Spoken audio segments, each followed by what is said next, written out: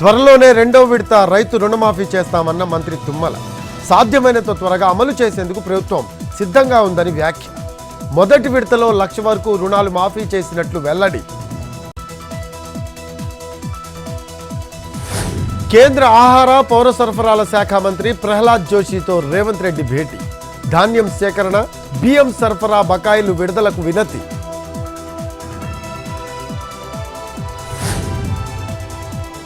Madanapalle sub కలెక్టరేట్లో అగ్ని ప్రమాద ఘటనపై డీజీపీ విచారణ. సబ్ కలెక్టరేట్లో అధికారులను ప్రశ్నిస్తున్న డీజీపీ. షార్ట్ సర్క్యూట్ వల్ల ప్రమాదం జరగలేదన్న విద్యుత్ శాఖ అధికారులు. 10 రోజుల నుంచి సీసీ కెమెరాలు పనిచేయడం లేదని గుర్తించిన పోలీసులు.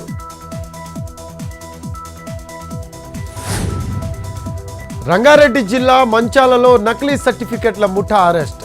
ఎంఆర్ఓ ఆఫీస్ పేరుతో ఫేక్ ఇన్కమ్, క్యాస్ట్ పత్రాల జారీ. 3 రిమాండ్కు పంపించిన పోలీసులు. భూ కబ్జాదారులపై హైదరాబాద్ పోలీసుల ఉక్కుపాదం. తొలిసారి అక్రమార్కులపై జేసీబీ అస్త్రం ప్రయోగం. గండిపేటలో భూ కబ్జా వ్యవహారంలో నిందితుల అరెస్ట్. ఫామ్ హౌస్ ను జేసీబీ సహాయంతో కూల్చేసిన పోలీసులు.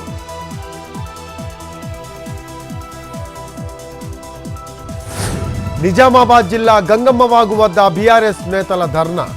బ్రిడ్జ్ నిర్మాణ పనులు జాప్యంపై నిరసన. స్థానిక ఎమ్మెల్యే స్పందించి పనులు వేగంగా పూర్తి చేయాలని డిమాండ్. పెద్దపల్లి జిల్లా కేంద్రంలో పోలీసుల ముమ్మర తనిఖీలు. డ్రగ్స్ ముఠాలపై ప్రత్యేక దృష్టి సారించిన కాప్స్. రైల్వే స్టేషన్, బస్టాండ్లో సోదాలు.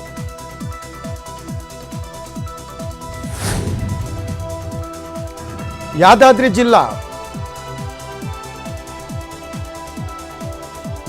జిల్లా భువనగిరిలో మొబైల్ షాప్లో చోరీ. 30 లక్షల విలువైన 130 ఫోన్లు ఎత్తుకు వెళ్లిన దొంగలు.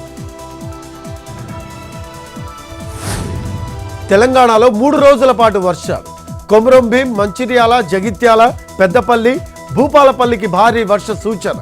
ఎల్లో అలర్ట్ జారీ చేసిన హైదరాబాద్ వాతావరణ కేంద్రం.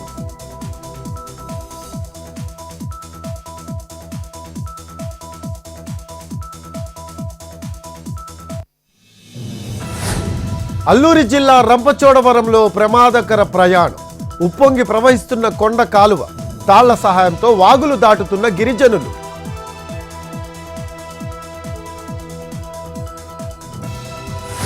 కన్వార్ యాత్రపై సుప్రీం ఆదేశాలను గౌరవిస్తాం. హోటళ్లు మాత్రం నేమ్ బోర్డ్స్ ప్రదర్శించాలన్న హర్యానా సీఎం. శాకాహారం లేదా మాంసాహారం అందిస్తున్నారో తెలపాలన్న సీఎం.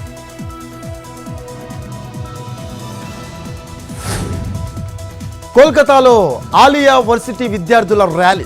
బంగ్లాదేశ్లో రిజర్వేషన్ల ఆందోళనకు మద్దతు.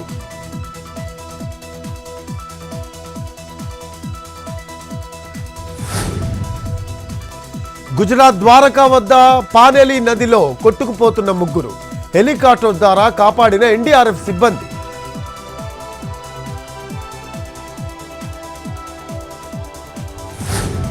జనసంద్రంగా మారిన ఉజ్జయిని ఆలయం. పురవీధుల్లో ఊరేగుతున్న మహాకాళేశ్వరుడు.